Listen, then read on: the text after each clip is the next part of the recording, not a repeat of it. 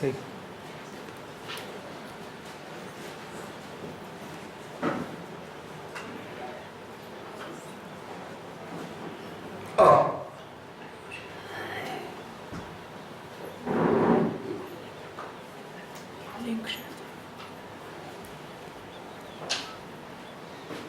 Om Sahanavutu Sahanabhunaktu Sahaviriyam Karavavahai Tejasvinavadhitastu ma Vidvishavahai.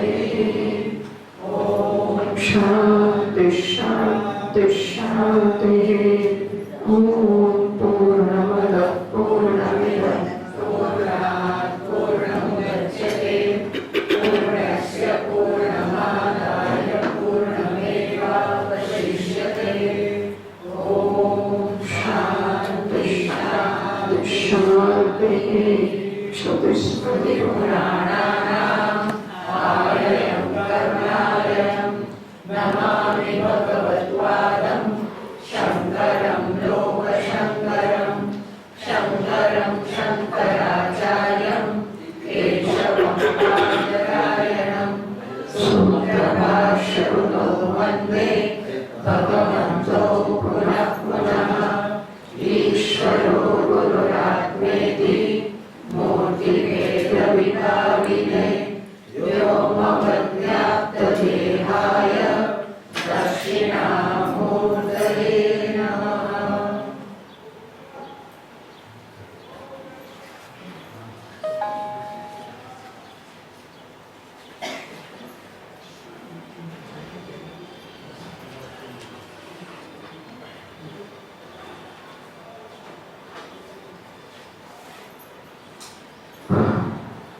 Namo Shri Shankarananda Guru Padambujanmane Sridhasa Mahamohakrahakra Saika Karmane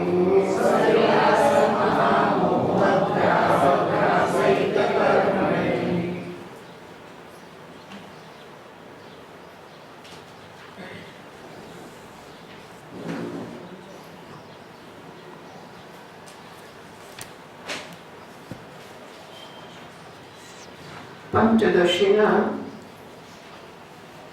પહેલા પ્રકરણમાં પ્રત્યેક તત્વનો વિવેક કરવામાં આવે. પ્રત્યેગાત્મા હું આનંદ ઘન છું. એમાત્મા પરાનંદ અપરાનંદ છું. પરપ્રેમાસ્પદ છું. સર્વ અવસ્થાઓમાં સર્વ સમયે એક ચેતન છું. અને હું નિત્ય છું, ચેતન છું અને પરમ પ્રેમાસ્પદ છું. માટે હું આનંદ ઘન છું. જે આનંદ આપે એ જ પ્રેમાસ્પદ બની શકે. આનંદ ના હોય ત્યાં એ પ્રેમનો આસ્પદ ક્યારેય બની શકે નહીં.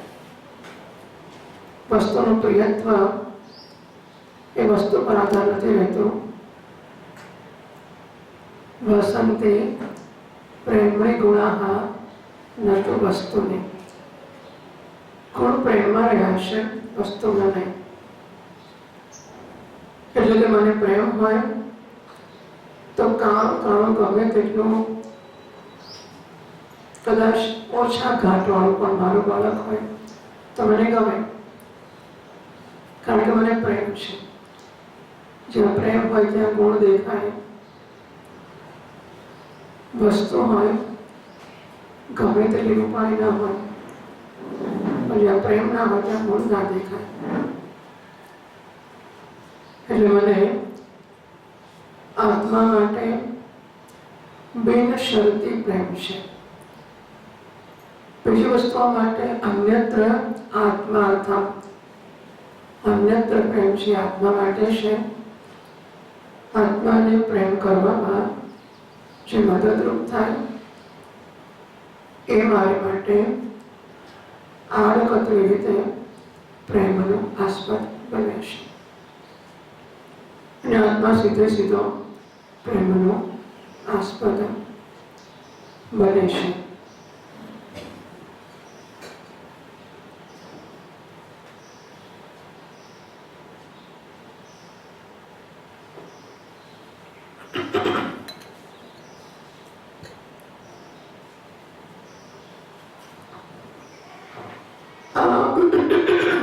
આ રીતે પહેલા પ્રકરણમાં પ્રત્યેક તત્વનો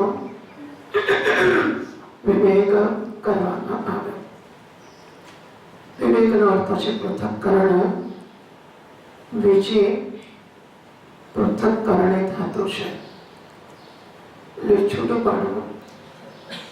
ગુજરાતી ભાષામાં વિવેક શબ્દ નમ્રતા વગેરે વ્યવહાર માટે વપરાય છે. છોકરો વિવેકી છે, આ માણસ અવિવેકી છે. વિવેકી છે એટલે સભ્ય છે, શિષ્ટ છે, વાતચીતની ભાષાનું એને ભાન છે, કેવી રીતે બોલવું, ક્યાં બોલવું, શું બોલવું વગેરે, એને આપણે વિવેકી કહીએ છીએ. એવું ના હોય ને પછી ગમે તે બોલે તેને અવિવેકીઓ કહીએ છીએ. પણ મૂળ શબ્દ વિવેક એ બીજી પૃથક્કરણે ધાતુમાંથી બન્યો છે.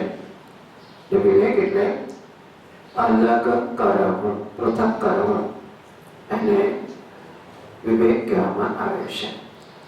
જેમ ચોખાના દાણામાં સફેદ પથ્થરના ટુકડા નાના ભેગા થઈ ગયા હોય તો એને ઓળખવા માટે થાળી પર ઘસી જોઈએ. ચોખાનો દાણો જરા સુમળો ઘસાશે, પથ્થર હોય તો એ કર્કશ અવાજ કે સ્પર્શથી ઓળખાશે. તો ચોખાના દાણાથી આ સફેદ પથ્થરને જુદા કરવાને વિવેક કરવો કહેવાય. વિવેક એટલે પૃથક્કરણ, અલગ કરવો. તો પહેલા પ્રકરણમાં પ્રત્યેક તત્વનો વિવેક કર્યો. હવે આ બીજા પ્રકરણમાં જીવ અને બ્રહ્મની એકતાનો વિચાર કરવા માટે પંચ મહાભૂતોનો વિવેક કરીને આત્માને પંચ મહાભૂતોથી જુદો બતાવવામાં આવશે. આપણે કહ્યું કે હું જેને હું કહું છું એ હું સિવાયની ઘણી નોન આઈ હું નથી એવી વસ્તુઓમાં મિશ્રિત થયેલો છે. આ જે નોન આઈ કે અનાત્મા છે એ ખરેખર તો એની સત્તા નથી. હું જાગ્રતનો છું અને અનાત્મા છે એ બધું જ સ્વપ્નાવસ્થાનું છે. સ્વપ્નની રજ્જુ જાગ્રતના ઘડાને બાંધી શકે નહીં. એમ સ્વપ્નની અવસ્થાઓ આત્માને જે પરમાર્થ સત્ય છે એને બાંધી શકે નહીં, એની સાથે જોડાઈ શકે જ નહીં. બંને સાથે ઉભા જ ના રહી શકે. જાગૃતનો ઘોડો અને સ્વપ્નની દોરી આ બાજુમાં ફરે કરે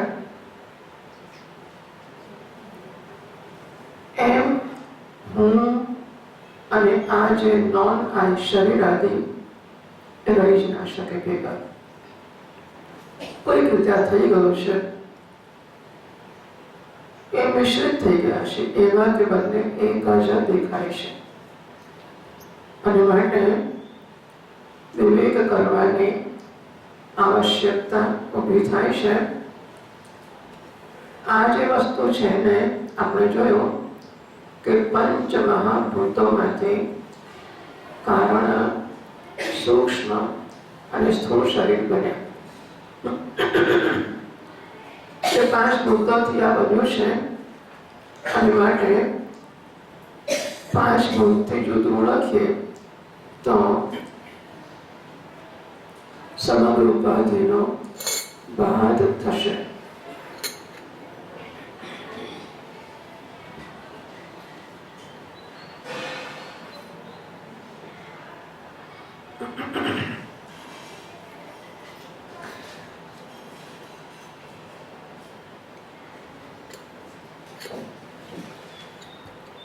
એની પાશભૂત કરતા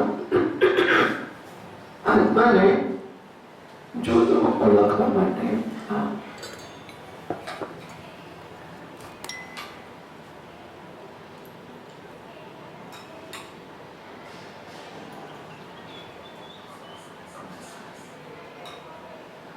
ટેબલ નાળા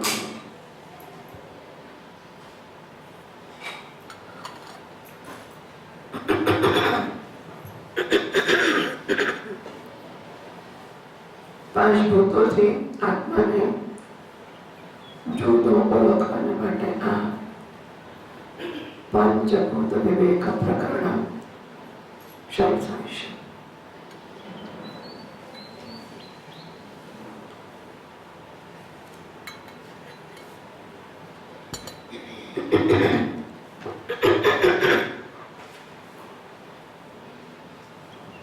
તમારામાં ટીકાકારનું મંગલાચરણ હોય છે? શ્રી ભારતી તીર્થ એવું નથી ને? શ્રી ભારતી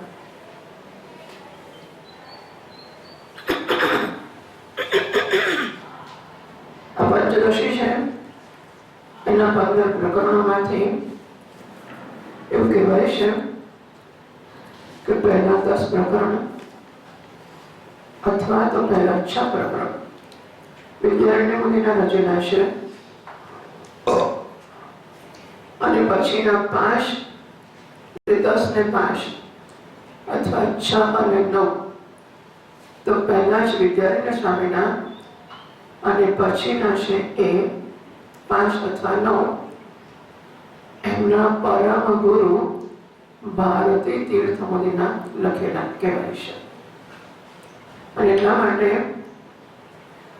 ટીકાકાર મંગલાચરણ કરે છે એમાં બંને ગ્રંથકારને નમસ્કાર કરે છે અને ગ્રંથકાર મંગલાચરણ કરે છે એમાં પોતાના ગુરુ શંકરાનંદજી મહારાજને નમસ્કાર કરે છે.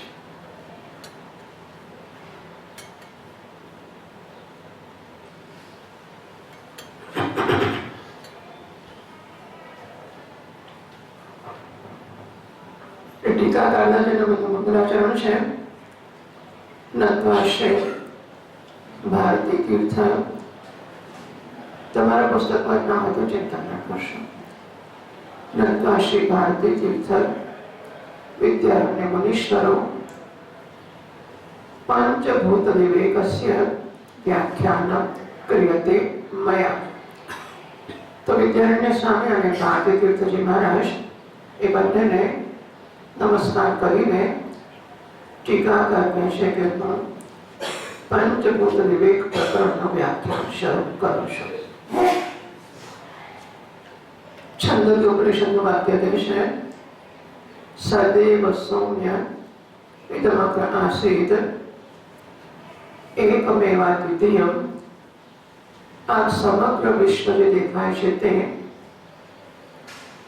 દૃશ્યમાન જગત સર્જનની પહેલા એક અદ્વિતીય બ્રહ્મ માત્ર હતો. એકમ એવ અદ્વિતીયમ, એક જ અદ્વિતીય હતો. આ 3 શબ્દોના 3 અર્થ જોવામાં આવે છે. ભેદ 3 પ્રકારનો હોઈ શકે છે. એક ભેદ જુદામાં, એક ભેદ મારામાં છે. એક વસ્તુમાં હાથ જુદો, પગ જુદો, માથું જુદું, આંખ જુદી. એક વૃક્ષ છે, વૃક્ષની ડાળી જુદી, પાંદડા જુદા, મૂળ જુદા. આમ વૃક્ષના પોતાના અંગોમાં ફેર છે કે ભેદ છે એને સ્વગત ભેદ કહેવામાં આવે છે. વૃક્ષના પોતાના અવયવોમાં અંગોમાં પરસ્પર ભેદ છે તેને સ્વગત ભેદ કહેવામાં આવે છે. બીજો ભેદ છે સજાતીય ભેદ. સજાતીય એટલે એક વૃક્ષ લીમડાનું છે, બીજું વૃક્ષ પીપળાનું છે, ત્રીજું આંબાનું છે, ચોથું જાંબુનું છે, તો વૃક્ષત્વ જાતિ બધાની સરખી છે. લીમડો વૃક્ષ છે, પીપળો વૃક્ષ છે, આંબો વૃક્ષ છે, જાંબુ પણ વૃક્ષ છે. પણ છતાં લીમડા કરતા પીપળો જુદો છે, પીપળા કરતા આંબો જુદો છે, આંબા કરતા જાંબુનું ઝાડ જુદું છે. આ વૃક્ષ જાતિ સરખી છે, પણ એક જાતિમાં એક કરતા વધારે ભેદ દેખાય છે, વૈવિધ્ય દેખાય છે.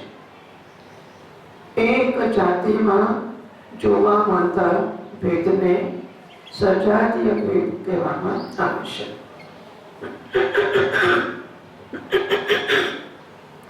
એક જ વૃક્ષના અવયવોમાં ભેદ હોય એને સ્વગત ભેદ કહે છે. વૃક્ષ જાતિમાં એક કરતા બીજું વૃક્ષ જુદું હોય એને સજાતીય ભેદ કહેવામાં આવે છે. એક વૃક્ષ છે, એક પશુ છે, એક પક્ષી છે, એક પર્વત છે, નદી છે, આ બધા એકબીજાથી ભિન્ન છે. એમની વચ્ચેના ભેદને વિજાતીય ભેદ કહેવામાં આવે છે. સબદ ભેદ પોતાની એકની અંદર રહેલા ભિન્ન ભિન્ન અવયવો કે અંગો આ સ્વગત ભેદ છે. એક જ વૃક્ષત્વ જાતિમાં, ગોત્વ જાતિમાં કે ઘટત્વ જાતિમાં અનેક ઘડાઓએ પણ સજાતીય ભેદ છે. અનેક વૃક્ષ સજાત અનેક અને વિવિધ વૃક્ષ સજાતીય ભેદ છે. અને વૃક્ષ, નદી, પર્વત વગેરે વિજાતીય ભેદ કહેવામાં આવે છે. આ જે બ્રહ્મ છે તે એક એવ અદ્વિતીય છે. આ ત્રણ વિશેષણ વાપર્યા કે બ્રહ્મ છે, એક બ્રહ્મ છે. એવ જ છે, ત્રીજું અદ્વિતીય છે. તો એક જ અદ્વિતીય ત્રણ શબ્દ માટે વાપર્યા. ત્રણ પ્રકારના ભેદનો નિરાશ કરવા માટે ત્રણ શબ્દ વાપરવામાં આવ્યા છે. એકમ બ્રહ્મ કહેવાય એનો અર્થ એવો થયો કે બ્રહ્મમાં સ્વગત ભેદ નથી. બ્રહ્મ એક છે, અર્થાત બ્રહ્મનો હાથ જુદો, માથું જુદું, પગ જુદો, એમાં સજાતીય સ્વગત ભેદ બ્રહ્મમાં નથી. સ્વગત, સ્વ એટલે પોતે, ગત રહેલા, પોતાનામાં રહેલા, પોતાનામાં રહેલા સ્વગત ભેદ બ્રહ્મમાં નથી. એક વિશેષણથી, એક શબ્દથી સ્વગત ભેદનો નિરાશ કરવામાં આવે. એવ એટલે જ, એવકારથી સજાતીય ભેદનો નિરાશ કરવામાં આવ્યો. બ્રહ્મમાં કોઈ જાતિ નથી. એક બ્રહ્મ સ્ત્રી છે, બીજું બ્રહ્મ પુરુષ છે, અથવા એક બ્રાહ્મણ છે, બીજું વૈશ્ય છે. આવી કોઈ જાતિઓ બ્રહ્મમાં નથી. બ્રહ્મમાં સજાતીય ભેદ નથી. સજાતીય ભેદનો નિરાશ એ એવકારથી કરવામાં આવે છે. ત્રીજો છે અદ્વિતીય. ત્રીજો ભેદ બાકીનો વિજાતીય ભેદ. તો અદ્વિતીય કહે છે બ્રહ્મથી બીજું કશું નથી. બ્રહ્મમાં વિજાતીય ભેદ નથી. બ્રહ્મથી ભિન્ન અબ્રહ્મ પણ કશું નથી. બ્રહ્મની પોતાની અંદર હાથ પગ એવા ભેદ નથી. એક બ્રહ્મ કાળું, બીજું બ્રહ્મ ધોળું, ત્રીજું બ્રહ્મ લીલું, એક મોટું બીજું નાનું, આવા કોઈ સજાતીય ભેદ બ્રહ્મમાં નથી.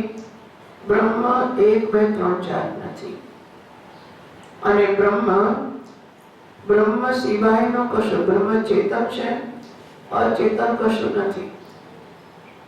બ્રહ્મ મોટું છે, નાનું કશું નથી. બ્રહ્મ સિવાયનું પણ કશું નથી. બ્રહ્મમાં વિજાતીય ભેદ નથી. સદૈવ સમિતમગ્રાસીત એકમ એવ અદ્વિતીય. એકમાત્ર સત, આ દૃશ્યમાન જગત છે તે એના સર્જનની પહેલા માત્ર સત હતું. માત્ર સત, અસ્તિત્વ. કેવું સત? એક એવ અદ્વિતીય. આ સતમાં કોઈ પ્રકારના સ્વગત, સજાતીય, વિજાતીય ભેદ નહોતા. આ શ્રુતિ કહેશે કે જગત ઉત્પન્ન થયું એની પહેલા જગતનું કારણ સત હતું. નિયમ એવો છે, કાર્ય નિયત વૃત્તિપૂર્વકમ કારણ. ઘડો બને એની આગલી ક્ષણે જે વસ્તુ હોય એ કારણ હોય ઘડા. ઘડો બનવાની નિયમપૂર્વક, નિયમથી, આજે માટે કસોનો જ નહીં, નિયમથી ઘડો બનવાની આગલી ક્ષણે જે હોય, પ્રિસિડિંગ આગલી ક્ષણે જે હોય, કાર્ય નિયત વૃત્તિપૂર્વકમ કારણ. તો નિયમપૂર્વક કાર્યની આગલી ક્ષણે હોય એ ઉપાદાન કારણ હોય. ઘડો બનવાની આગલી ક્ષણે માટી છે, માટી ઘડાનું ઉપાદાન કારણ છે. અલંકાર બનવાની આગળ સોનું હતું, સોનું અલંકારનું ઉપાદાન કારણ છે. આ જગત બન્યું એની આગળ સત હતું. એક એવ અદ્વિતીય, સ્વગત, સજાતીય, વિજાતીય ભેદ રહિત સત. આ દૃશ્યમાન જગત ઉત્પન્ન થયું એની આગલી ક્ષણે હતું. એ સત ઉપાદાન છે, જગત એનું કાર્ય છે. જગતનું કારણ એક એવ અદ્વિતીય એવું સત જેવું શ્રુતિમાં કહેવામાં આવ્યું. અનંત જાણીને કહેવા સત્કારણ છે. તો હવે એ સત છે કે ક્યાં છે? એને મળવું હોય તો શું? જો સતને આપણને ઘડો માટીમાંથી બને તો માટી કાં છે? એવું બનતા જોવાનું. નદી નીકળે છે, નર્મદા હજુ આગળ ચાલે, ક્યાંથી ચાલે કરે છે?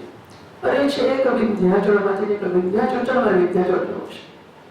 ગંગાજી ગંગોત્રીમાંથી નીકળે છે, મારે ગંગોત્રી જવું છે.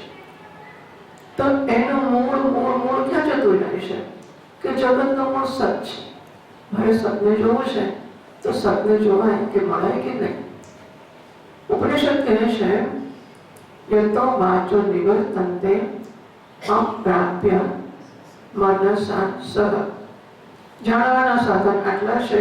શું છે કે આમ જોઈએ, દેખાય એટલે કાન માંડી તો કહીએ ને આપણે, બહાર કંઈક સળવડાટ થાય છે એ જોવાની કોશિશ કરીએ, બહાર પછી આપણે કાન લગાડીએ તો એ સંભળાય જ કરો, સૂકી જઈએ, એક થાય છે. આટલા સાધન છે હમણાં. તો મનથી આપણે આંખથી જોઈએ, પછી મનથી ચિંતન કરીએ, એનું વર્ણન કરીએ. આ બ્રહ્મ કેવું છે? સત. યતઃ વાચઃ મનસા સહ નિવર્તન્તે. એને જાણવા જાય છે, વાણી પણ જાય છે ને મન પણ જાય છે. વાણી બોલવા જાય છે, એ કહે છે બોલી વર્ણન કરો, પણ ત્યાંથી ઉભી રહે છે, કશું કરી શકતી નથી. મન એનું ચિંતન કરવા જાય છે, એ કરી શકતું નથી. બંને પોતાનું કામ કર્યા વગર ભાષા વિશે તસ્ય અવાંગ મનસ ગોચરત્વેના, એટલે સત છે તે વાણી અને મનથી ગોચરનો તેનો વિષય નથી. એટલે મારે જાણવું હોય તો મારી તો જાણવાના સાધન આટલા જ છે, મારી ઇન્દ્રિયો અને મારું મન. ઇન્દ્રિયોથી અને મનથી જાણી ના શકાતું હોય તો મારા હાથમાં તો છે જ નહીં જાણવાનું. હવે સ્વતઃ અવગંતુમ અશક્યત્વાत्, હું જાતે આ સતને જાણી શકું એમ નથી. તો શું કરું? એક અન્ય ઉપાદાન કારણની વિશેષતા એ છે કે ઘડો બને ને પછી ઘડો માટીને જોગી હોય તો ઘડો ફેંકી દઈએ તો માટી દેખાય ના દેખાય ને. મારે મને કોઈ કહે છે કે ઘડો નહીં માટી છે, માટી આ માટી ઘડો બની છે. મારે આ ઘડો માટી છે એવું જોવું હોય કે જાણવું હોય તો શું કરવું પડે? મારે ઘડાને ફેંકી દેવો પડે, પછી માટી જોવી પડે. આ ઘડો કાર્ય છે અને કારણ માટી એમાં અનુસ્યુત છે, પરોવાયેલી છે. માટી જ ઘડાના રૂપમાં છે, ખરું ને? માટી જ ઘડાના રૂપમાં છે. પણ મેં માટીને પણ જોઈ છે ખરી. હું કુંભારને ત્યાં જઈને ઉભો રહું તો એને જો કે માટી લે છે, ચાકડા પર મૂકે છે ને પછી ઘડે છે ને ફેરવે છે ને ઘડો બને છે. આ મેં ઘણી વાર જોયું છે, સાંભળ્યું છે, તો એ હું સમજી શકું છું. પણ પેલું સત છે, એ સત આ બધા જગતના નામ રૂપના સ્વરૂપમાં મારી સામે છે. એ નામ રૂપ વગરના સતને મારે જોવું છે અને સત સુધી મારી ઇન્દ્રિયો કે મારું મન પહોંચી શકતું નથી. તેને જાણવું કેવી રીતે? બે વસ્તુ ભેગી થઈ ગઈ છે તો બેને મારે અલગ. આમાં ઘડો કોણ છે? કંઈક આ નામ રૂપ ઘડો છે. નામ રૂપ વગરનું જે છે ને એ માટી છે. આમાં એવું હું જાતે કરી શકતો નથી. એટલે પછી તત અવબોધનાય, એ સતના જ્ઞાન માટે પંચભૂત પંચકસ્ય વિવેકદ્વારા. મને ખબર છે કે નામ કોને કહેવાય, રૂપ કોને કહેવાય, ઘડો કોને કહેવાય, એ મને ખબર છે. કે આ કંબુગ્રીવાદીમાં જેને આવી ગરદન હોય ને નીચે તળિયું હોય એને ઘડો કહેવાય, એમ લક્ષણ છે. તો દૂધનો દરા પેટ મોટો હોય, નીચે તળિયું હોય, અહીં ઘડો હોય ને ઘડો કહેવાય. એટલું કાઢી નાખું એટલે હૃદય માટી ગઈ એવું સમજી શકું છું. એવી રીતે આમાંથી હું કશું કાઢી નાખું તો સરવાળે સત રહે. આને વિવેક કહેવાય. ઘટ અને માટીનો વિવેક. બરાબર? આમ છૂટો નથી પાડતો, ઘડો ઘડો ખેંચી કાઢો માટી જુદી કરું ના. આને વિવેક કહેવાય છે કે ઘડો જેને કહેવાય છે નામ રૂપ ચોક્કસ પ્રકારનું આ બધું ચિત્રામણ, એના સિવાય હું જો તો જે એ માટી છે. એવો વિવેક હું અહીં કરી શકું કે આ જે ઉપાધિ છે એ પાંચ ભૂતની બનેલી છે. પાંચ ભૂતને હું પાંચ ભૂત તરીકે ઓળખું, પછી જે રહેશે સત છે. આને વિવેક કર્યો કહેવાય. એ પંચભૂતથી આત્માનો વિવેક કરાવવાને માટે આ બીજું પ્રકરણ શરૂ થઈ રહ્યું છે. તત્વબોધનાય ઉपोद्घातत्वेन પંચભૂત વિવેક પ્રતિજાને. તે પહેલો શ્લોક છે, ઉपोद्घात છે. ઉपोद्घात એટલે હવે શું કહેવાના છે એની આપણને સમજ આપે છે, પરિચય આપે છે. પહેલો શ્લોક વાંચીએ આપણે. સદદ્વૈતમ શ્રુતમ યત્તત પંચભૂત વિવેકતઃ વક્તુમ શક્યમ તતો ભૂત પંચકમ પ્રવિવિચ્યતે. યત સત અદ્વૈતમ શ્રુતમ, જે સત તરીકે અદ્વૈત તરીકે શ્રુતમ શ્રુત્યા પ્રતિપાદિત, શ્રુતિ વિજયનું સતને અદ્વૈત તરીકે પ્રતિપાદન કર્યું છે. ક્યાં કર્યું છે? સદૈવ સમિત બગણાસી. આ પંચદશી બધા પ્રકરણ પ્રથમ છે તે પંચદશી ઉપનિષદના મંત્રોના કૂટ ઉપર જ ચાલે છે. એટલે જે કંઈ બોલે છે મંત્રોમાંથી જ લઈને આવે છે. તો સત ક્યાંથી આવ્યું? સત સદૈવ સવેદમગ્ન આસીત, છાંદોગ્યમાંથી સત આવ્યું. એ સૌમ્ય આ સંપૂર્ણ દૃશ્યમાન જગત સર્જન પહેલા સ્વગત સજાતીય વિજાતીય ભેદ રહિત સત માત્ર હતું. સત અદ્વૈતમ, અદ્વૈતમ ક્યાંથી આવ્યો? એકમેવાદ્વિતીયમાંથી. સત ક્યાંથી આવ્યો? સદૈવ સવેદમગ્ન આસીત. તો સત અને દ્વિતીય એનું જે સત છાંદોગ્ય ઉપનિષદે કહ્યું છે તત પંચભૂત વિવેકતઃ બોધું શક્ય. એ જાણવું કેવી રીતે? એ જાણવાની આ રીત છે, પંચભૂતથી આત્માનો વિવેક કરવા દ્વારા એ સત અદ્વૈતને જાણવું શક્ય છે.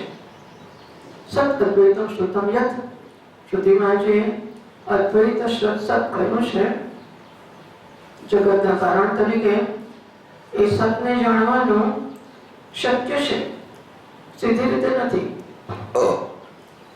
વાણી મનથી મારા સાધનોથી નથી જાણી શકાતું, પણ શક્ય છે ખરું. કેવી રીતે?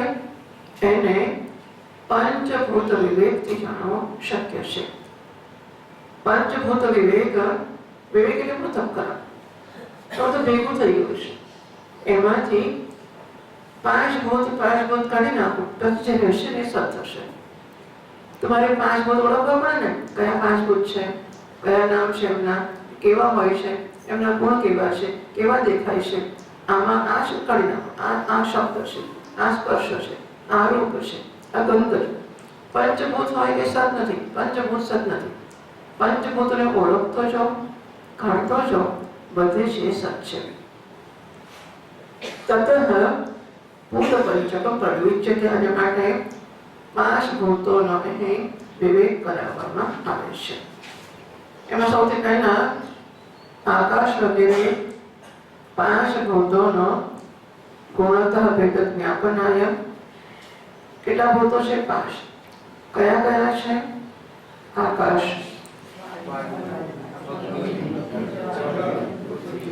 આકાશ કરતા વાયુ ફેર કરો. વાયુ કરતા જળમાં ઓળખાય કેવી રીતે કે આકાશ કોને કહેવાય, વાયુ કોને કહેવાય? એમ કરીને આ ગુણ ઓળખીએ જુદા પાડીએ ને આપણે. તો ગુણતઃ એટલે ગુણ દ્વારા પાંચ ભૂતોના પરસ્પર ભેદોનું જ્ઞાન કરાવવા માટે હવે પહેલા પાંચ ભૂતોના ગુણો કહેવામાં આવે છે.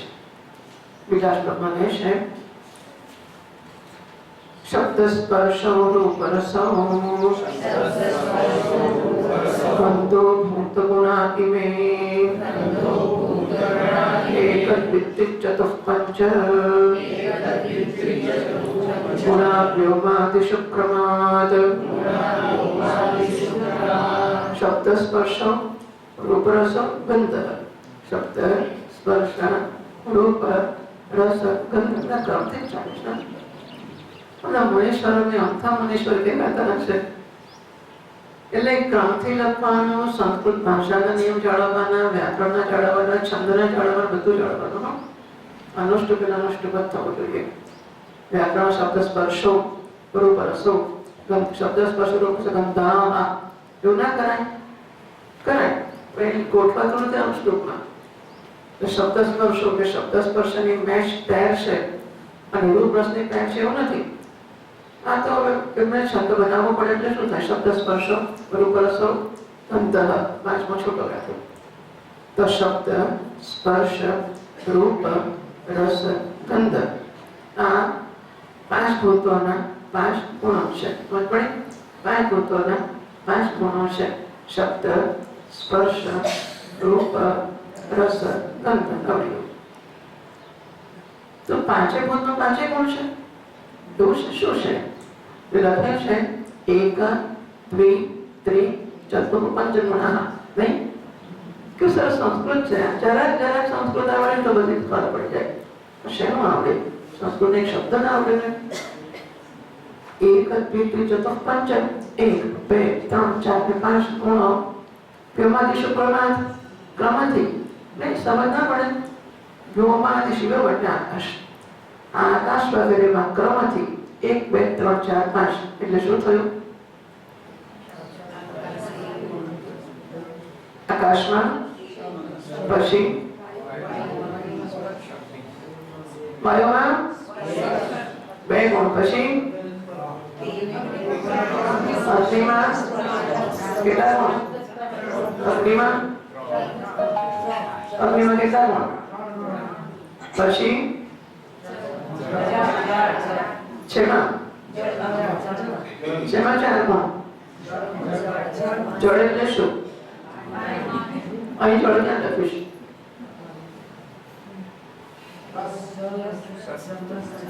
મેં તો જળ લખ્યું નથી રસ તો ગુણ છે ને રસ એટલે જળ નહીં જળ ક્યાં લખ્યું છે ચશ્મા પહેલો તો આદિ વ્યોમાં આદિ છે ને આદિમાં આવી ગયા બધા આદિમાં આદિ એટલે વગેરે એટસેટ્રા આદિમાં બાકીના 4 આવી ગયા જળમાં કેટલા 4 કે 5 અને પછી પૃથ્વીમાં 5 પૃથ્વી 5 હોતા હશે પૃથ્વી 5 પણ હોય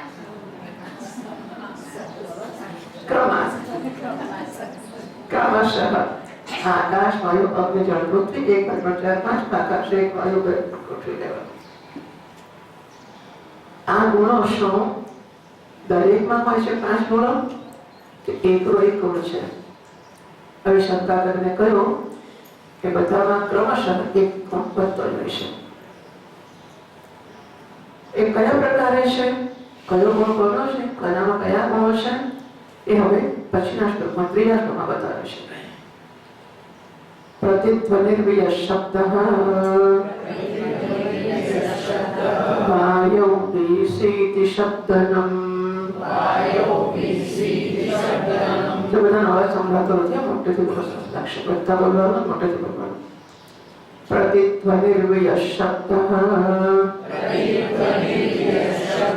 હજુ બધાનો અવાજ નથી આવ્યો બધા બોલે મોટેથી બોલે प्रतिध्वनिर्विय शब्दः वायौ वीसीति शब्दनम्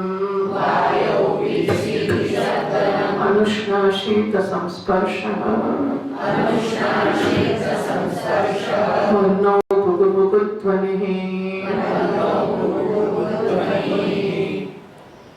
वियत् એટલે અરે વિયત એટલે આકાશ તો પ્રતિધ્વનિ વ્યસ્ત શબ્દમાં એટલે શું થશે ભાઈ પ્રતિધ્વનિ એ આકાશનો શબ્દ ગુણ છે પ્રતિધ્વનિ રૂપ શબ્દ કે આકાશમાં શબ્દો ક્યાં સંભળાય છે જો આ રંગ તો દેખાય છે ને તો આકાશ આનો એટલે વસ્તુનો કોણ રંગ છે એ દેખાય છે આકાશનો પણ શબ્દ સંભળાય છે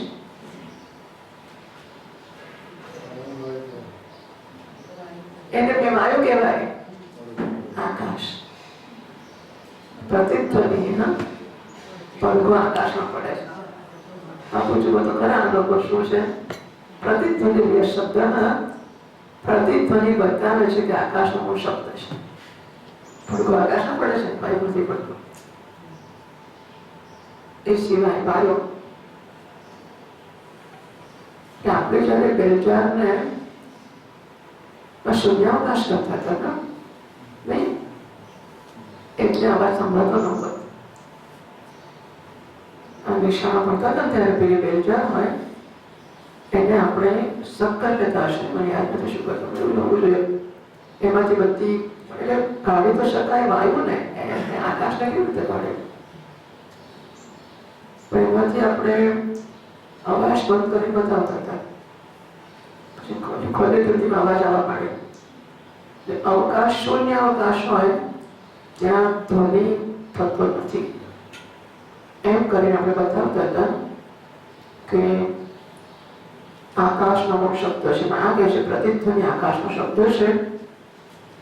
તો હવા ના હોય, જરા વ્યક્તિગત વાયુ વાતો જ ના હોય, નિસ્પંદ જગ્યામાં પણ આવી જાય. કિનારે જઈને ઉભા રહો તમે અને મોટેથી ઉપાડો તો સામેથી પડઘા પડશે. હા, એ આકાશનો મૂળ છે. આકાશના પડઘા પડે છે પ્રતિધ્વનિ. તો પ્રતિધ્વનિ છે એ આકાશનો શબ્દ નામનો મૂળ બતાવે છે. બરાબર?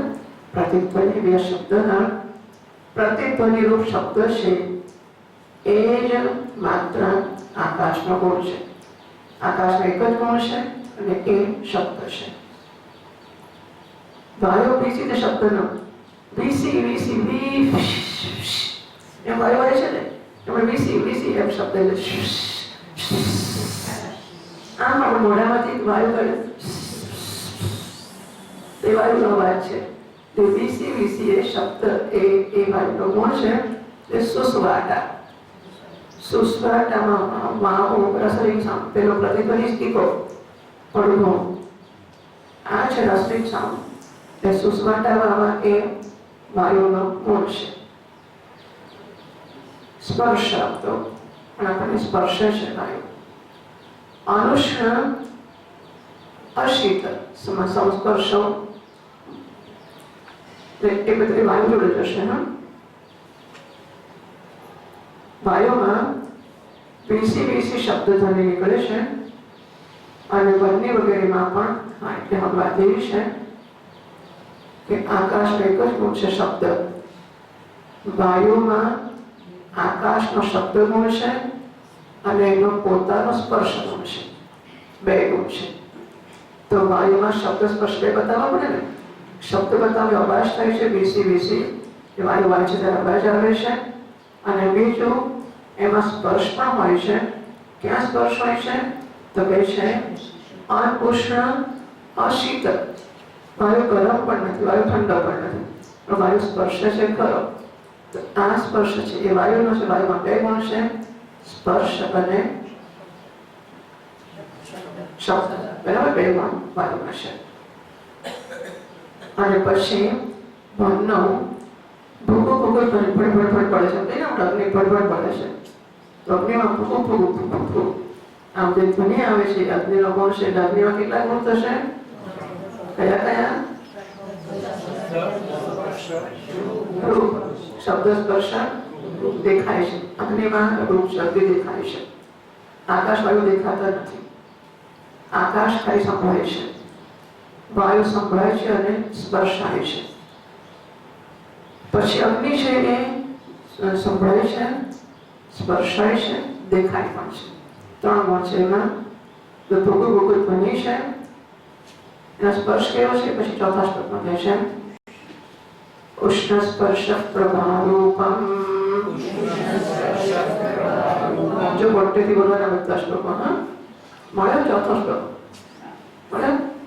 ચશ્મા લઈ ચોથો શ્લોક. ઉષ્ણ સ્પર્શ પ્રભારૂપમ જલે બુલુ બુલુ ધ્વનિ શીત સ્પર્શ શુક્લરૂપમ રસો માધુર્યમીરિતમ. સરસ બધા બોલે મોટે છે. અગ્નિનો સ્પર્શ ઉષ્ણ છે. રૂપ કેવું છે? પ્રભા. પ્રભા એટલે ચમકારો. તો અગ્નિનું રૂપ ચમાચમ ચમકે છે એ છે. સ્પર્શ ઉષ્ણ છે. અવાજ બડબડ બડબડ બને છે એનો અવાજ છે. ત્રણ અગ્નિમાં છે. પછી જલે બુલુ બુલુ ધ્વનિ શીત સ્પર્શ શુક્લ રૂપમ રસ માધુર્ય. જળમાં ચાર ગુણ છે. બોલો પેલો ઘોડો બડબડ બડબડ બડ થાય ને, ઘોડો મૂકીએ પાણીમાં કેવો અવાજ આવે છે? એ પાણીનો અવાજ. પાણી વહે છે એનો ખળખળ અવાજ નહીં. ગુજરાતીમાં ખળખળ અવાજ છે. તો ઘોડો બડબડ બડ ભરાય છે. રિપલિંગ સાઉન્ડ ખળખળ વહે છે એ જળમાં ધ્વનિ છે. શીત સ્પર્શ જળનો પોતાનો સ્પર્શ શીત છે. પછી ગરમ કરીએ પછી ગરમ થાય પણ પોતાનો પણ એનો શીતળ છે.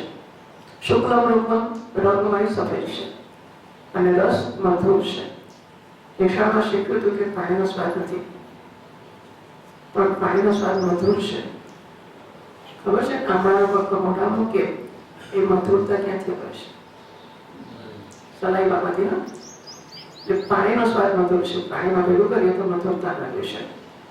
એ મધુરતા પાણીનો સ્વાદ છે. ઇટ ઇઝ રેફરન્સ કે આપણે જ્યારે નિશાળમાં ભણતા હોઈએ ને કે પાણીનો સ્વાદ નથી, એટલે એને એવું સમજવું જોઈએ કે it's a reference test. Reference test એટલે શું? પછી તાલમ ધડો કરીએ છીએ તો 2 પલ્લામાં આપણે 1 કિલોનું વજન મૂક્યું છે, 1 કિલોનું ગોળ મૂક્યો છે, તોલનું હોય અને આમાં થતું હોય તો આપણે એકમાં કંઈક વજન 2-4 બટાકા મૂકી દઈએ અને 2 પલ્લાને સરખા કરી દઈએ. પછી 1 કિલોનું વજન મૂકીએ તો પેલા બટાકાનું વજન ગણવાનું કે નહીં?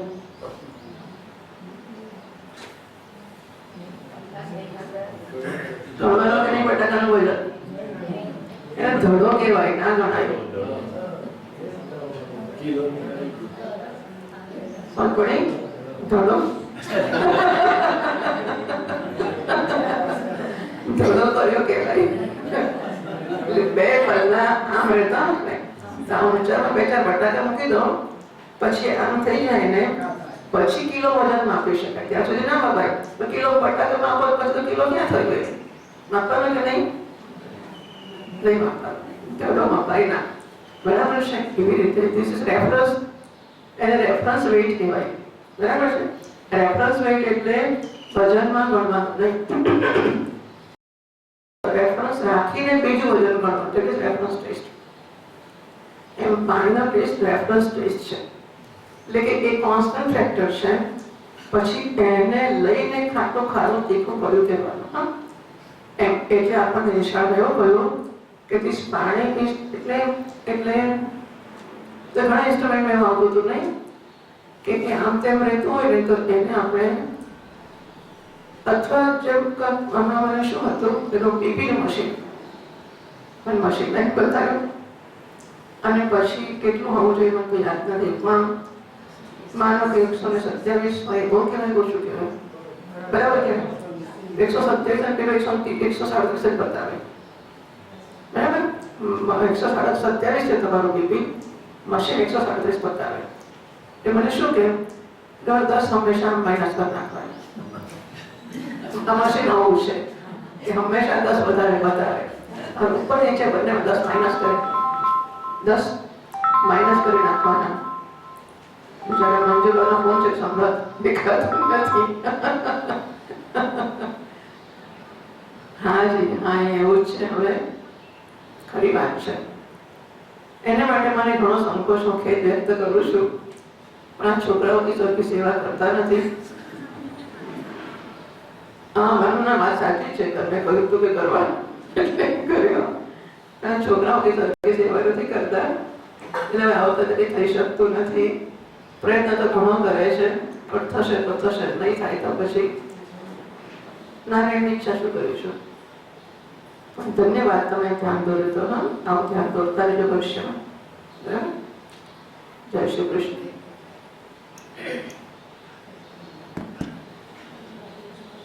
એટલે ધીસ ઇઝ રેફરન્સ ટેસ્ટ. એટલે પાણીનો સ્વાદ નથી એવું નહીં, પણ જે સ્વાદ છે એને નથી સમજવાનો અને એનાથી ખાટો એનો જેમ પીએચ બધી વસ્તુમાં રેફરન્સ ટેસ્ટ. પછી રેફરન્સથી ઉપરનું આ કહેવાય, નીચેનું આ કહેવાય, આનાથી આટલો એસિડિક કહેવાય, આટલો બેઝિક કહેવાય, વગેરે વગેરે. એટલે વિરોધ તો ના થવો જોઈએ કે પાણી સ્વાદ વગરનું છે નિશાળમાં શીખ્યું હોય, અહીંયા કંઈક મધુર છે. બીજી વસ્તુ, મોઢાને તો તમે બ્લોટિંગ પેપરથી સૂકવી દો જીભને, પછી ગળ્યો મોટો સ્વાદ આવશે કે નહીં? કોઈ જીભ પર કોઈ સ્વાદ નહીં આવે. આના હાથ પર ઉપર ના આવે એવું. હાથમાં સાકર હોય ગળ્યું લાગે કે નહીં? સુકાયેલી જીભ પર સાકર ગળી નહીં લાગે. કરી બધો પ્રયોગ. એ પાણી હોય તો જ ગળ્યું લાગશે. પાણી એને ટેસ્ટ આપે છે, માટે પણ પાણી મધુર છે. રસનો માધુર્ય મેળવી તમે. પાણીના કેટલા ગુણ થયા? કેટલા ગુણ થયા? કયા કયા? બધાનો અવાજ આવવો જોઈએ. રસે ઉભા રહ્યા. બરાબર? હા. શબ્દ, સ્પર્શ. શબ્દ કેવો છે? પાણીનો ખળ ખળ ખળ ખળ અને બોડું બોડું ઉતરી એનો અવાજ છે. પછી સ્પર્શ કેવો છે? શીતળ. પછી સફેદ રૂપ છે અને સ્વાદ મધુર છે. પછી પૃથ્વીમાં શબ્દાદિ ગંધાંતઃ પંચગુણઃ. પૃથ્વીમાં શબ્દથી ગંધ સુધીના 5 ગુણ છે એ 5મા શ્લોકમાં રહે છે. ભૂમૌ કડકડા શબ્દઃ કાઠિન્યં સ્પર્શયિષ્યતે લીલાદિકં ચિત્રરૂપં મધુરામ્લાદિકો રસઃ. ભૂમિ એટલે પૃથ્વી. ભૂમૌ એમને છંદ માટે બંને દીર્ઘ જોઈતા હતા પહેલા અક્ષરો. ભૂમૌ ભૂમૌ કડકડા શબ્દ પૃથ્વીનો કડકડ કડકડ કડકડા કડકડ કડકડથી ફાટી ગયો કે ને આપણે કડકડા શબ્દ that is rattling, so rattling sound. So rustling this is rattling sound. પૃથ્વી કડકડ કડકડ ફાટી જાય છે એનો અવાજ છે. એનો સ્પર્શ કઠણ છે, કાઠિન્યમ સ્પર્શ છે. નીલાદિકમ લાલ પીળા બધા રંગો છે એ પૃથ્વીના રંગો છે. મધુર ખારો ખાટો બધા પૃથ્વીના રસો છે. તો રંગોમાં ચાંદી વાળી પીળા નિશામાં શીખવતા હતા અને અંગ્રેજી વાળા લોકોને PIVGY વિપ્યોર એ બધું. So violet, indigo, blue, green, yellow, orange અને રેડ. અને ગુજરાતીમાં ચાંદી વાળી પીળા જાંબલી, લીલો, વાદળી, ચાંદી વાળી લીલો, પીળો, નારંગી, રાતો. બરાબર? બધા રંગો પૃથ્વીના છે. બધા સ્વાદ ખારો, ખાટો, તીખો, થોડો, કડવો, છરસ, છેરસ પૃથ્વીના સ્વાદ છે. મધુર વગેરે. અને પછી ગંધ કઈ છે એ પછીના 6થા શ્લોકમાં સુરભીતર ગંધૌત્વં ગુણાઃ સમ્યક વિવેચિતાઃ ગુણાઃ સમ્યક વિવેચિતાઃ શ્રોત્રં ચક્ષુષી જિહ્વા ઘ્રાણં ચેન્દ્રિય પંચકમ. સુરભી એટલે સરસ સુગંધ અને ઇતર એટલે એમથી વિરુદ્ધ જુદી એટલે કે સારી અને દુઃખોની સુગંધ અને દુર્ગંધ. આ બે ગંધ પૃથ્વીની છે. ગુણાઃ સમ્યક વિવેચિતાઃ બધા 5 ગુણ પૃથ્વીને કહેવાય ગયા. પૃથ્વીનો અવાજ કડકડ કડકડ છે. સ્પર્શ કઠણ છે. રંગ એનો લીલ પીળો વગેરે બધા 7 રંગ છે. સ્વાદ બધા 6 રસ એના જ છે. અને ગંધ સુગંધ અને દુર્ગંધ બંને પૃથ્વીની છે. આ પૃથ્વીમાં 5 ગુણો છે. સારી પેટે કહેવામાં આવી ગયા. શ્રોત્ર ચક્ષુષી જીહ્વા ઘ્રાણ ચૈત્ય પંચકમ 5 ઇન્દ્રિયો છે. શ્રોત્ર ચક્ષુ જીહ્વા અને ઘ્રાણ એ પણ કહેવાય ગયું. તેષાં સ્થાનને વ્યાપારાં સુદર્શયતિ. ઇન્દ્રિયોના સ્થાન કયા છે અને કામ શું કરે છે એ 7મા શ્લોકથી કહેશે. કર્ણાદિગોલકસ્થં તત શબ્દાદિગ્રાહકક્રમાદ સૌક્ષ્મ્યાત કાર્યાનુમેયં તત ત્રાયો ધાવેત બહિર્મુખમ. કર્ણાદિગોલકસ્થં આ દીવો છે તે બધું કે મને કર્ણાદિગોલકસ્થં તથા તો આ કાન વગેરે ગોલકમાં રહેલું છે. વાત એવી છે કે આપણે કહ્યું હતું કે ભગવાનને ભોગ ભોગવવા માટે પહેલા સાધન ઉત્પન્ન કર્યા. જોવા માટેની ચક્ષુરેન્દ્રિય, સાંભળવાની કર્ણેન્દ્રિય, સૂંઘવાની ઘ્રાણેન્દ્રિય વગેરે ઇન્દ્રિયો ઉત્પન્ન કર્યા પછી એમને ચોક્કસ સ્થાને ફિટ કરી. તો દર્શનેન્દ્રિયને આ કાણાની અંદર મૂકી. આ આંખ જોતી નથી. આંખ તો દર્શનની ઇન્દ્રિયને રહેવાનું ઘર છે. દર્શન ઇન્દ્રિય આ નથી. ઘણા લોકોને આંખ આપણા જેવી મસ્ત સરસ હોય છે, દેખાતું નથી હોતું, એટલે આ નથી જોતું, એની અંદરની દર્શન ઇન્દ્રિય જોવે છે. આથી સાંભળતું કાન, એની અંદરની કાન શસ્કુલી, કાનની જલેબી હોય છે ને, શસ્કુલી જલેબી, કર્ણ શસ્કુલી એ ઇન્દ્રિય છે, એ સાંભળે છે. આ ઇન્દ્રિયો છે તે ચોક્કસ પોતપોતાના સ્થાનમાં રહેલી છે. કર્ણાદિ ગોલકસ્થમ શબ્દાતિગ્રાહકમ, આ કાનનો જે ગોલક એટલે સ્થાન, કાનના ગોલકમાં શ્રવણેન્દ્રિય રહી છે, એ શબ્દનું ગ્રહણ કરે છે. એટલે તે ઇન્દ્રિય પોતપોતાના તે સ્થાનમાં રહેશે અને પોતપોતાના વિષયનું ગ્રહણ કરે છે. એટલે કર્ણાદિ ગોલકમાં કૃષ્ણ તારાગ્રહ ચક્ષુ ઇન્દ્રિય, ચક્ષુ ઇન્દ્રિય માટે કહી છે કે કૃષ્ણ તારાગ્રહ, આંખમાં પેલી જોનારી તો કીકી જરાક ટપકો જ હોય છે, ત્યાં દર્શન ઇન્દ્રિય રહી છે, ચક્ષુ ઇન્દ્રિય. જીહ્વાગ્ર ભાગે રસના, જીભના આગલા ભાગમાં રસનેન્દ્રિય છે, એને આપણે સ્વાદ કરી કયું કહેતા હતા, ટેસ્ટિંગ બડ્સ. તો એ જીભના આગળના ભાગમાં છે. લોકો કડવું હોય તો અંદર ગળી જાય, અંદર સ્વાદ ના, સ્વાદ ઇન્દ્રિય આગળ છે. તો રસનેન્દ્રિય એટલે જીહ્વાગ્ર ભાગે રસના રહી છે. નાસગ્ર ભાગે ઘ્રાણ, સુગંધ નહીં આવે છે, અહીં નાખો તો સુગંધ નહીં આવે. આ ઇન્દ્રિયો ચોક્કસ ગોળકમાં પોતપોતાના સ્થાનમાં રહી છે અને પોતપોતાના વિષયમાં શબ્દ સ્પર્શ રૂપ રસગંધનો, એટલે શ્રોત્ર છે શબ્દનો, ત્વક છે સ્પર્શનો, ચક્ષુ રૂપનો, જીભ રસના ઘ્રાણ એટલે સ્વાદનો, અને ઘ્રાણેન્દ્રિય ગંધનું ગ્રહણ કરે છે. 5 ઇન્દ્રિયો 5 વિષયના ગ્રહણ કરે છે. સંક્ષ્મ્યાદ કાર્યાન્વયમ તથા પ્રાયોધાવિત બહિર્મુખમ. આ ઇન્દ્રિય છે એની ખબર કેવી રીતે પડે? મારી આંખમાં ચક્ષુ ઇન્દ્રિય છે કે નહીં એની ખબર પડે ખરી કે નહીં?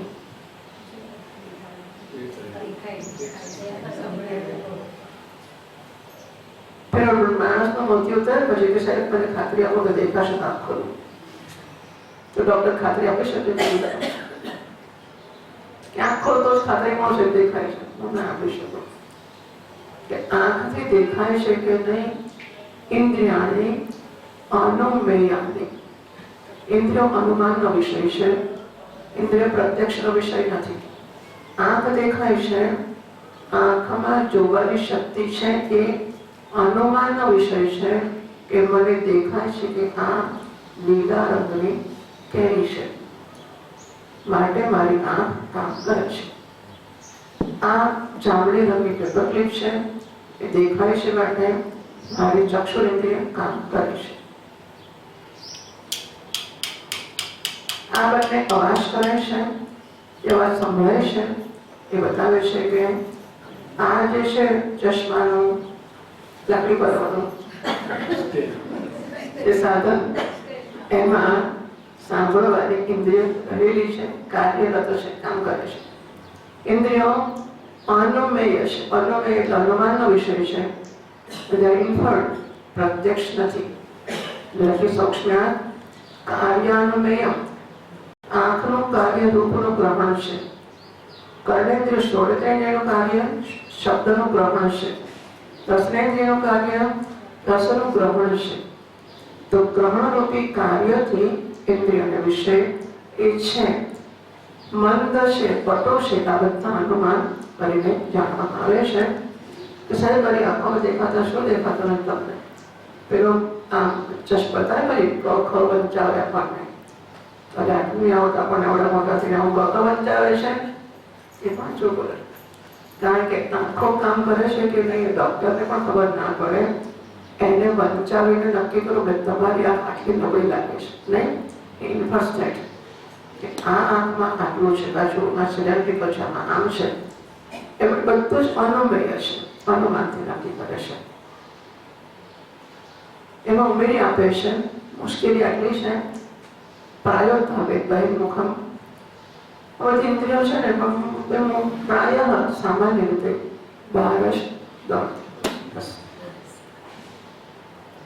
એકમાત્ર માત્ર આટલી જ ખાટલે પહોંચે. માણસ એટલું સિદ્ધ નથી કરી શકતો. અહીં અનુમાન પ્રયોગો બધા આપે છે, પણ હું જેટલું જવા દઉં છું, કારણ કે એનાથી આપણે કંઈ નથી મેળવી શકે આટલા વર્ષોમાં. એટલે પછી છોડી દઉં છું. સૂક્ષ્મ અપંચીકૃત પંચભૂત કાર્યત્વેન, તો ઇન્દ્રિયો સૂક્ષ્મ તત્વોથી બની છે. પંચીકરણની પહેલા બની છે. પંચીકરણ પછી શરીર બન્યું છે. ક્લાસિફિકેશન પછી ઇન્દ્રિયો ક્લાસિફિકેશનથી પહેલા બની છે, માટે સૂક્ષ્મ છે, માટે એ અનન્ય છે. અને પરાચિકાની ઉત્તરોત્તર સ્વયંભૂ ભગવાન ઇન્દ્રિયોને બહિર્મુખ બનાવી છે. આ ઉપનિષદનો મંત્ર છે અને એ અહીં ગ્રંથકાર ઉદ્ધૃત કરે છે. ઇન્દ્રના વર્ણનનો અમને કશો રસ નથી. શેમાં રસ છે? જુઓ આ ઇન્દ્રિયો બહિર્મુખ છે, બહાર જ દોડે છે, એ અંદર આવતી નથી. પરાશબ્દના સૂચનો ક્વચિત કર્ણના આંતરવિષય ગ્રાહકત્વ દર્શયતિ. અહીં લખ્યું છે પ્રાયઃ ધાવેત બહિર્મુખ. ઇન્દ્રિયો સામાન્ય રીતે બહાર જાય છે. તો સામાન્ય રીતે એટલે કે ક્યારેક ના જાય એવું બનતું જશે ને, તો તમે કે સામાન્ય રીતે બહાર જાય છે.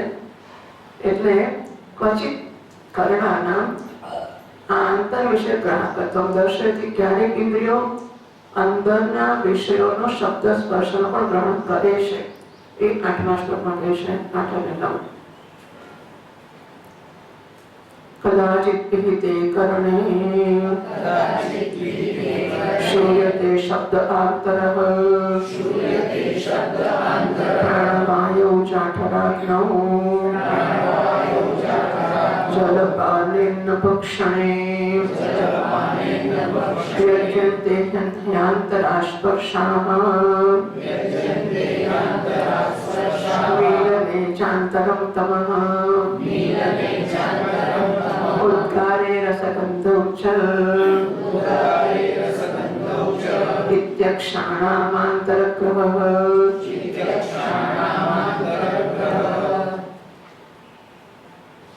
ક્યારેક ઇન્દ્રિયો અંદર પણ જુએ છે. આ કાન બંધ કરીએ તો કઈ સંભળાય છે અંદર? એવું સંભળાય જોગે છે. તો કાન બંધ કરીએ તો અંદર એવું સંભળાય છે. શ્વેત શબ્દ અંતરઃ, અને એના માટે ઉપાસના આવે છંદોક્યમાં શરાબની જેનો અવાજ છે એના પર ઉપાસના કરીએ છીએ. તો ક્યારેક કાન બંધ કરીએ ત્યારે અંદરનો શબ્દ સંભળાય છે.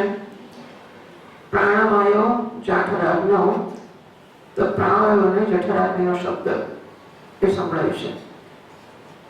જલપાન્ય અન્ન ભક્ષણે, અને પાણી પીએ અને અન્ન ખાઈએ ત્યારે પણ આમ પેટમાં ઠંડુ પાણી પીએ ને તો ઠંડુ ઠંડુ લાગતું હોય છે.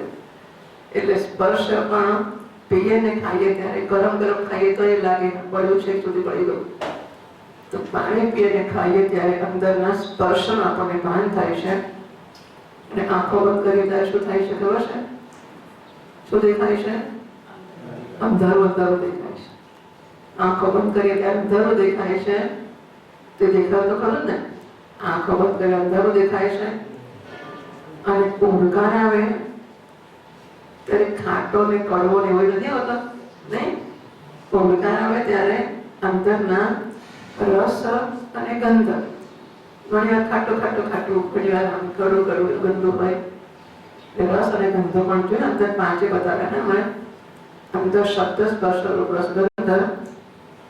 તો શબ્દ છે પ્રાણો જઠરાગ્નિનો, સ્પર્શ પાણીને ખાવાનો, રૂપ આંખ બંધ કરીએ ત્યારે, પછી રસ અને ગંધ એ બંને ઓમકાર આવે ત્યારે અંદરના પણ 5 વિષયનું ગ્રહણ ઇન્દ્રિયો દ્વારા થાય છે.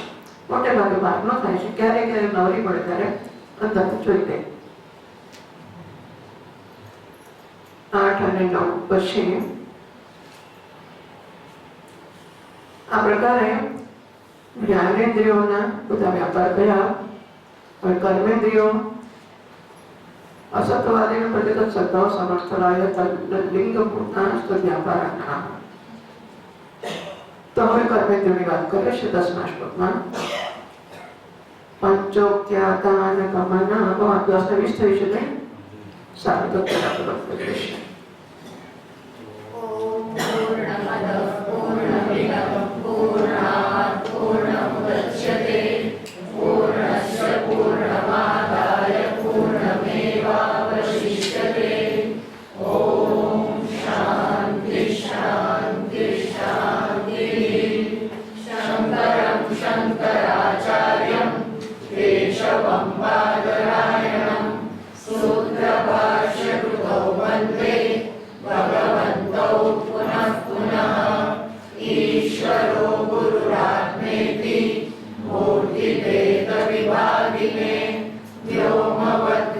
તને